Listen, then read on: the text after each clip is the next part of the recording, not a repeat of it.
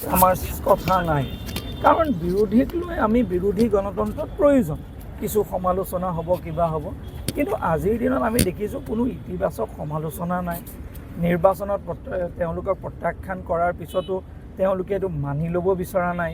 তেওঁলোকে বিভিন্ন কথাবিলাক কৈছে যিবিলাকক কেতিয়াও আমি গ্ৰহণ কৰিব নোৱাৰোঁ।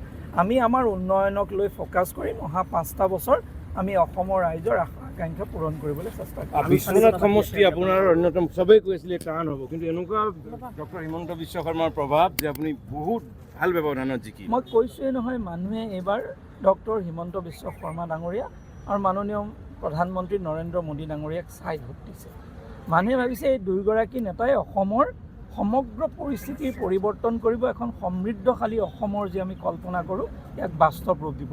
প্ৰাৰ্থীগৰাকী তেওঁ সহযাত্ৰীহে, সেইকাৰণে আটাইকেইগৰাকী প্ৰাৰ্থী অসম গণ পৰিষদে হওক, অন্যান্য বিভিন্ন দল হওক, সকলোকে ৰাইজে ভোট দিছে, সমৰ্থন কৰিছে, আৰু যাৰ পৰিণতিত এইবাৰ অভূতপূৰ্ব সফলতা পাবলৈ আমি ভিতৰত কেৱল আনুষ্ঠানিকতা আছে বুলি ক'ব পাৰি। নিশ্চিতভাৱে আমি আশা কৰিছোঁ, যিগৰাকী নেতাই আজি এই পৰ্যায়লৈ লৈছোঁ, আমি আশা কৰিছোঁ কেন্দ্ৰীয় নেতৃত্ব নিশ্চিতভাৱে তেখেতক আজি আমি বিধায়িনী দলৰ নেতা হিচাপে তেওঁক ঘোষণা কৰক।